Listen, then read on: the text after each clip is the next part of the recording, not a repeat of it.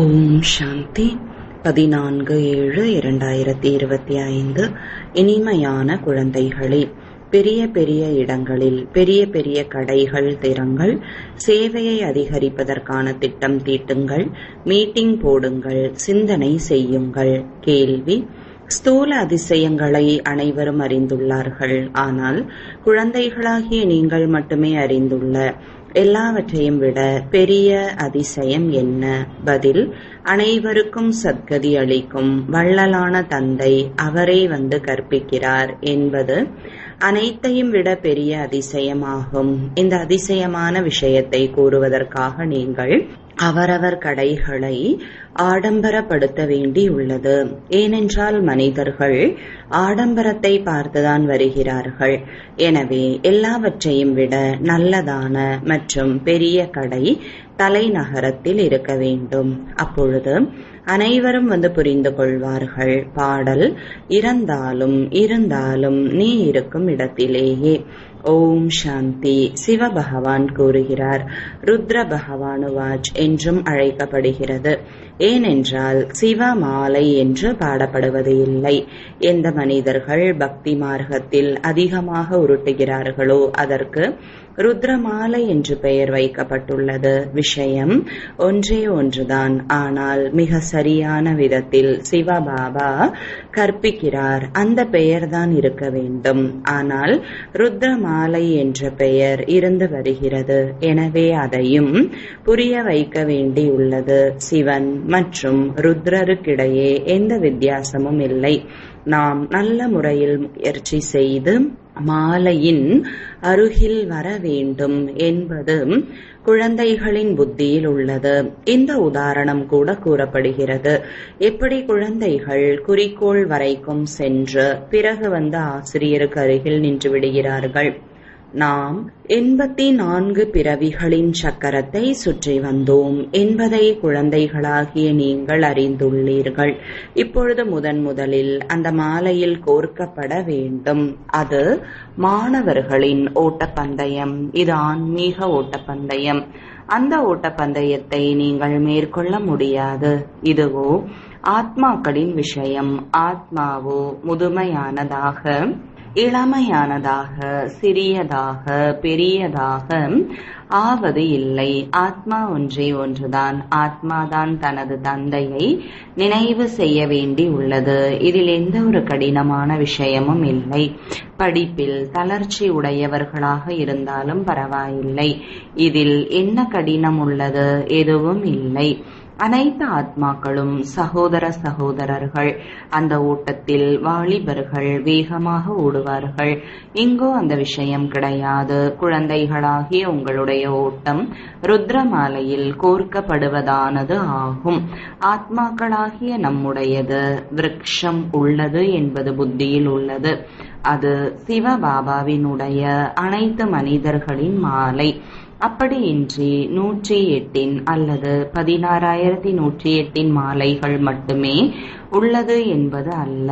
யாரெல்லாம் மனிதர்கள் உள்ளார்களோ அவர்கள் அனைவரின் மாலை ஆகும். வரிசைப்படியாக ஒவ்வொருவரும் அவரவர் தர்மத்தில் போய் வீற்றிருப்பார்கள் என்பதை குழந்தைகள் புரிந்துள்ளார்கள். பின்னர் கல்பமாக அதே இடத்தில்தான் வந்து கொண்டே இருப்பார்கள். இது கூட அதிசயமாகும் அல்லவா? உலகம் இந்த விஷயங்களை அறியாமல் உள்ளது. உங்களிலும் கூட விசாலமான புத்தியுடையவர்கள் இந்த விஷயங்களை புரிந்து கொள்ள முடிந்தவர்களாக இருப்பார்கள். நாம் அனைவருக்கும் எப்படி வழி கூறலாம் என்ற சிந்தனை குழந்தைகளின் புத்தியில் இருக்க வேண்டும். இது விஷ்ணுவின் மாலை. ஆரம்பம் முதற்கொண்டு பரம்பரை ஆரம்பமாகிறது. கிளைகள், கொடிகள் எல்லாமே உள்ளன அல்லவா? அங்கு கூட சிறு சிறு ஆத்மாக்கள் இருப்பார்கள்.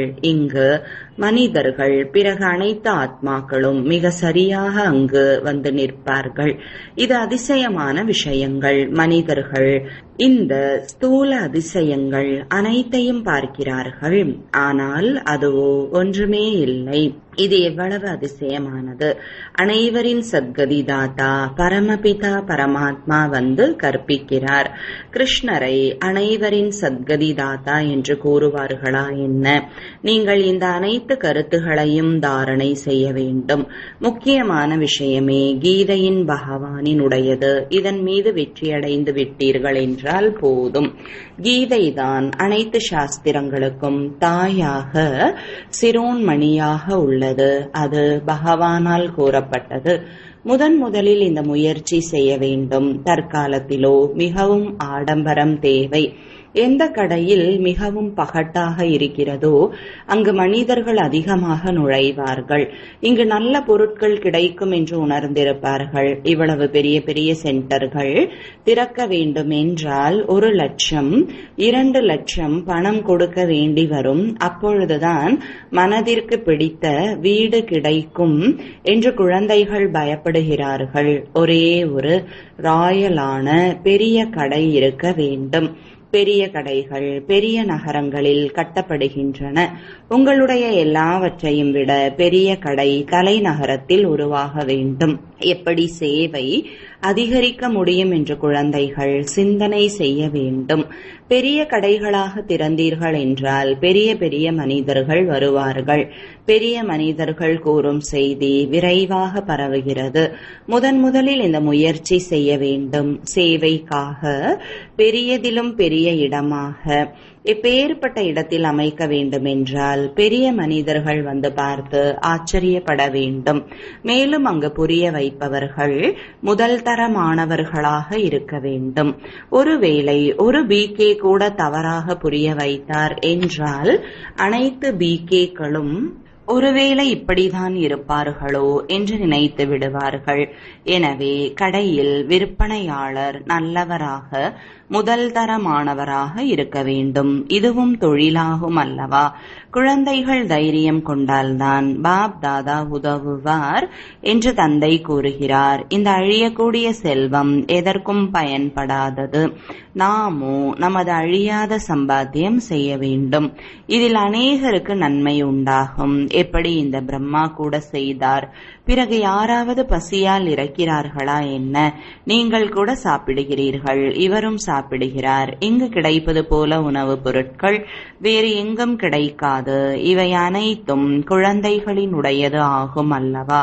குழந்தைகள் தங்களுடைய ராஜ்யத்தை உருவாக்க வேண்டும். இதில் மிகுந்த விசால புத்தி வேண்டும். தலைநகரத்தின் பெயர் வெளிப்பட்டது என்றால் அனைத்துமே புரிந்து கொண்டு விடுவார்கள். மிக சரியாக இவர்கள் உண்மையை கூறுகிறார்கள் என்பார்கள். உலகத்திற்கு அதிபதியாக பகவான் தான் ஆக்குகிறார். மனிதர்களை உலகத்திற்கு அதிபதியாக ஆக்குவாரா என்ன? பாபா சேவையில் விருத்திக்காக ஆலோசனைகளை அளித்துக் கொண்டே இருக்கிறார்.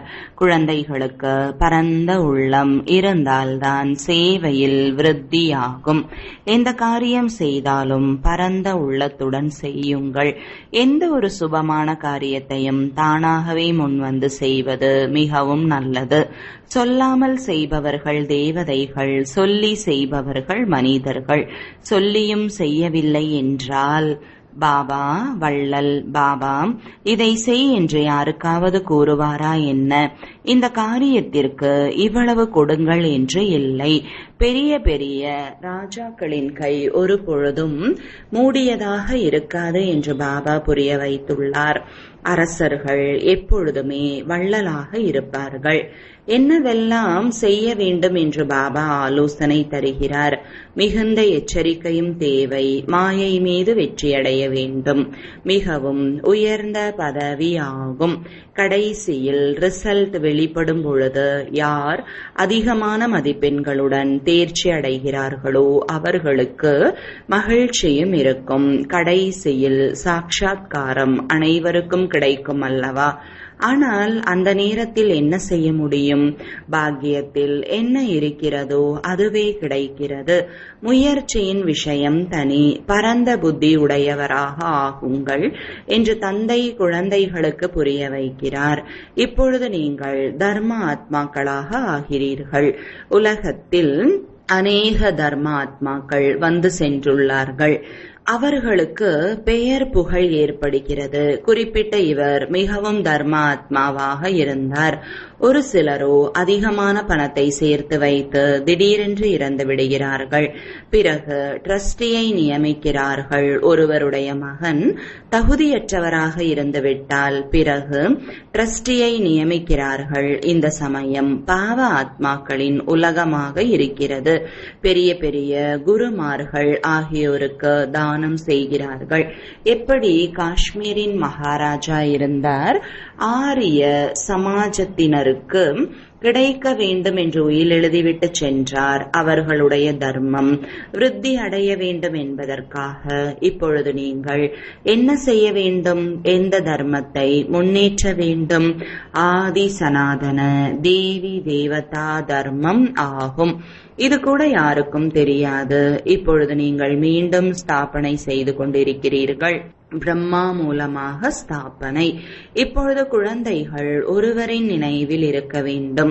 நீங்கள் நினைவின் பலத்தால் முழு படைப்பை தூய்மையாக ஆக்குகிறீர்கள். ஏனென்றால் உங்களுக்கோ தூய்மையான படைப்பு தேவை. இதற்கு நெருப்பு பிடிக்கும் பொழுது தூய்மையாக ஆகிறது. கெட்டுவிட்ட பொருளை நெருப்பில் போட்டு தூய்மைப்படுத்துகிறார்கள். இதில் அனைத்து தூய்மை இல்லாத பொருட்களும் போடப்பட்டு பிறகு நல்லதாக ஆகி வெளிப்படும். இது மிகவும் மோசமான தமோ பிரதானமான உலகமாகும் என்பதை நீங்கள் அறிந்துள்ளீர்கள். மீண்டும் சதோ பிரதானமாக ஆக வேண்டும். தமோ பிரதான உலகமாகும். பிறகு சதோ பிரதானமாகும். இது ஞான வேள்வி ஆகும் அல்லவா? நீங்கள் பிராமணர்கள் சாஸ்திரங்களில் அதிகமான விஷயங்களை எழுதிவிட்டுள்ளார்கள். யஜ்யத்திற்கு பிறகு தக்ஷ பிரஜாபிதா என்ற பெயரை காண்பித்துள்ளார்கள். பிறகு ருத்ர ஞான யஜ்யம் எங்கே சென்றது? இதற்காக என்னென்ன கதைகளை எல்லாம் எழுதியுள்ளார்கள்.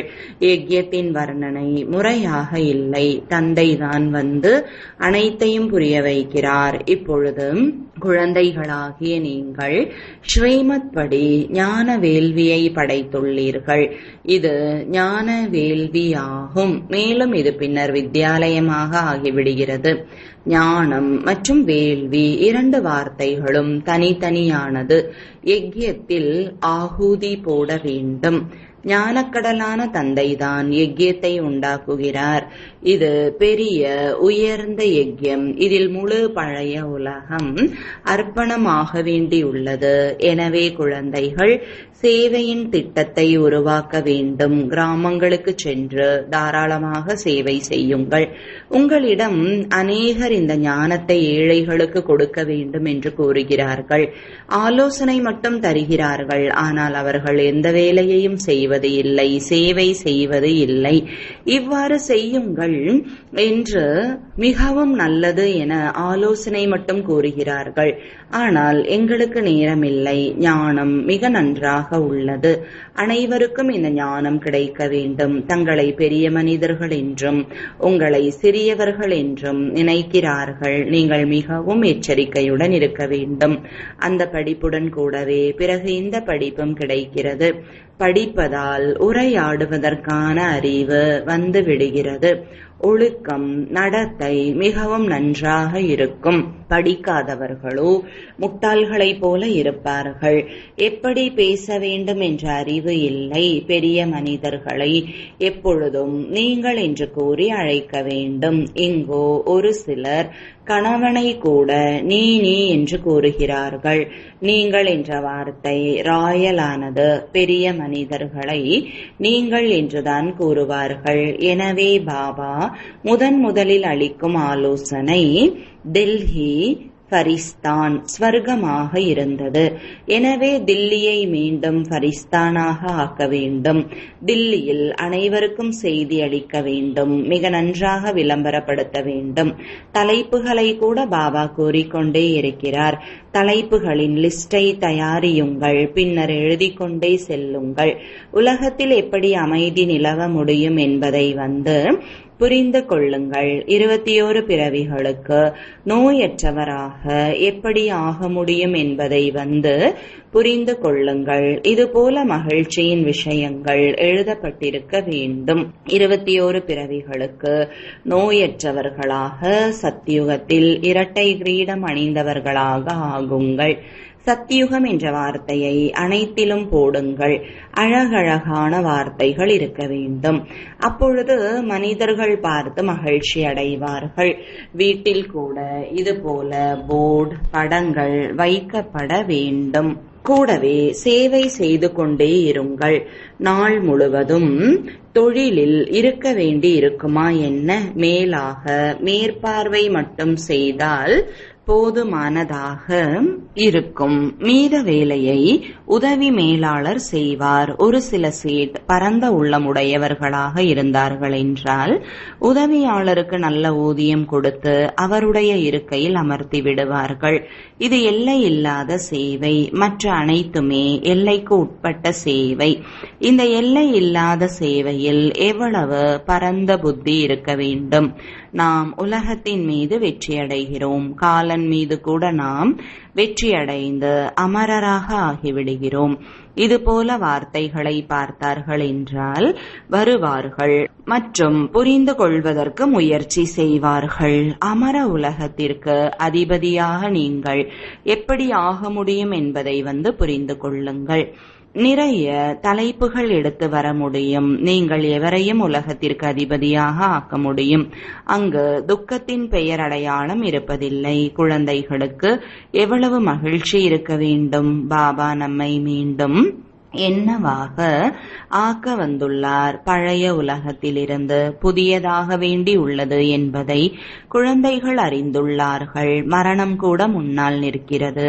யுத்தங்கள் நிகழ்ந்து கொண்டே இருக்கின்றன. பெரிய யுத்தம் நிகழ்ந்தது என்றால் நாடகம் முடிந்து போய்விடும். நீங்களோ நல்ல முறையில் அறிந்துள்ளீர்கள். இனிமையான குழந்தைகளே, உலக அரசாட்சி உங்களுக்காக உள்ளது என்று தந்தை மிக அன்புடன் கூறுகிறார். நீங்கள் உலகிற்கு அதிபதியாக இருந்தீர்கள். பாரதத்தில் நீங்கள் ஏராளமான சுகத்தை பார்த்தீர்கள். அங்கு ராவண ராஜ்யம் இருக்காது. எனவே அந்த அளவு மகிழ்ச்சி இருக்க வேண்டும். குழந்தைகள் தங்களுக்குள் ஒன்று சேர்ந்து ஆலோசனை செய்ய வேண்டும். பத்திரிகைகளில் பிரசுரிக்குமாறு செய்ய வேண்டும். தில்லியில் கூட ஆகாய விமானத்திலிருந்து துண்டு பிரசுரங்களை விழுமாறு செய்யுங்கள். அழைப்பிதழ் அளிக்கிறீர்கள். செலவு அதிகமாக பிடிக்குமா என்ன? பெரிய ஆபீசர் புரிந்து கொண்டு விட்டார் என்றால் இலவசமாக கூட செய்து தருவார். பாபா ஆலோசனை தருகிறார். எப்படி கல்கத்தா இருக்கிறது, அங்கு நார்ச்சந்தியில் முதல் தரமான ஒரு பெரிய கடை இருக்க வேண்டும். அப்பொழுது அநேக வாடிக்கையாளர்கள் வருவார்கள். மதராஸ், பாம்பே போன்ற பெரிய பெரிய நகரங்களில் பெரிய கடை இருக்க வேண்டும். பாபா வியாபாரி அல்லவா? உங்களிடம் அற்பமான பைசா பெற்றுக்கொண்டு பதிலாக என்ன கொடுக்கிறேன்? எனவேதான் கருணையுள்ளமுடையவர் என்று கூறப்படுகிறது. சோழியிலிருந்து வைரம் போல ஆக்கக்கூடியவர், மனிதனை தேவதையாக ஆக்கக்கூடியவர். ஒரு தந்தைக்கு தான் நன்றி கூற வேண்டி உள்ளது.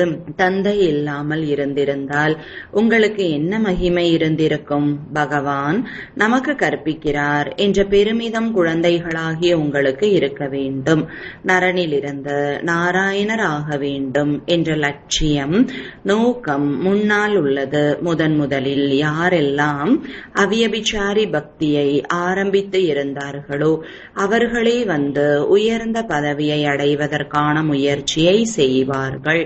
பாபா நல்ல நல்ல கருத்துக்களை புரிய வைக்கிறார். குழந்தைகளுக்கு மறந்து போய் விடுகிறது. பாபா கூறுகிறார், குறிப்புகள் எடுத்து எழுதுங்கள், தலைப்புகளை எழுதி கொண்டே இருங்கள். மருத்துவர்கள் கூட புத்தகங்களை படிக்கிறார்கள்.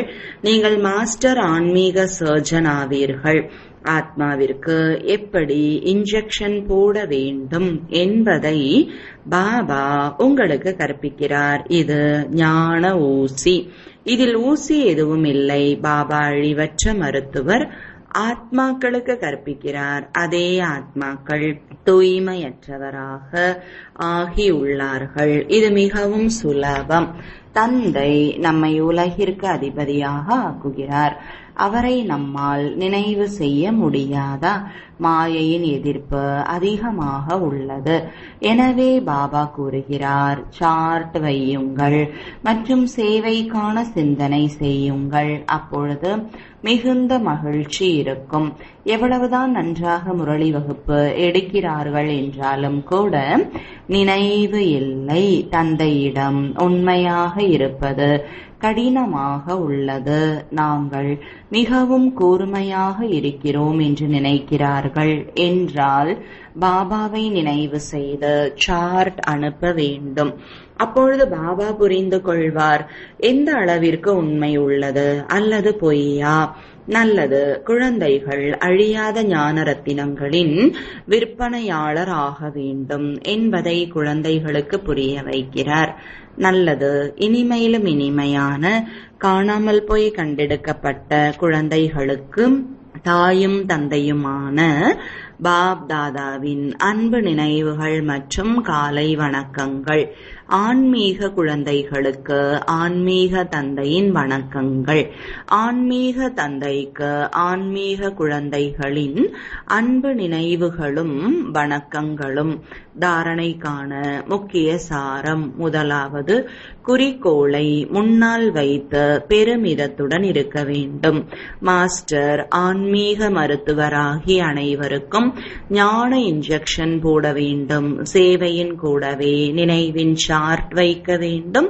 அப்பொழுது மகிழ்ச்சி இருக்கும். இரண்டாவது, பேசக்கூடிய முறை நன்றாக இருக்க வேண்டும். நீங்கள் என்று அழைத்து உரையாட வேண்டும். ஒவ்வொரு காரியத்தையும் பரந்த உள்ளமுடையவராக ஆகி செய்ய வேண்டும். வரதானம். அனைத்து கர்ம இந்திரியங்களின் கவர்ச்சியில் இருந்து விலகி தாமரை மலராகி தெய்வீக புத்தி மற்றும் தெய்வீக பார்வை பெற்ற வரதானி ஆகுக. விளக்கம். பாப்தாதா மூலமாக ஒவ்வொரு பிராமண குழந்தைக்கும் பிறந்தவுடனேயே தெய்வீக சக்தி வாய்ந்த புத்தி மற்றும் தெய்வீக பார்வை வரதானமாக கிடைத்துள்ளது. எந்த குழந்தைகள் இந்த பிறந்த நாள் பரிசை எப்பொழுதும் யதார்த்தமான முறையில் பயன்படுத்துவார்களோ அவர்கள் உயர்ந்த மனநிலை எனும் ஆசனத்தில் நிலைத்திருப்பார்கள். எந்த விதமான கவர்ச்சியும் தேக சம்பந்தம், தேகத்தின் உபகரணங்கள் எனும் கர்ம இந்திரியங்கள் அவர்களை ஈர்க்காது. அவர்கள் அனைத்து ஈர்ப்புகளிலிருந்தும் விலகி முழு மலர்ச்சியுடன் இருப்பார்கள். அவர்கள் தன்னை கலியுக தூய்மையற்ற விகார கவர்ச்சிகளிலிருந்து விலகியவராக உணர்வார்கள். ஸ்லோகன். எங்கும் ஆசை இல்லாத பொழுது சக்தி சொரூபம் வெளிப்படும். அவ்யக்த சமிஞ்சை. எண்ணங்களின் சக்தியை சேமிப்பு செய்து சிறந்த சேவைக்கு கருவியாகுங்கள். தனது உயர்ந்த எண்ணங்களின் சக்தியால் பிற ஆத்மாக்களின் மனதில் பாய்ந்தோடும் வீண் எண்ணங்களின் வெள்ளப்பெருக்கினை சிறிது நேரத்தில் விளக்கி காட்டுங்கள். வீண் எண்ணங்களை சுத்த எண்ணங்களாக மாற்றி அமையுங்கள். ஓரிடத்தில் இருந்தபடியே அநேக ஆத்மாக்கள் மீது தனது உயர்ந்த எண்ணங்களினும் தெய்வீக பார்வையை பரவ விடுங்கள். ஓம் சாந்தி.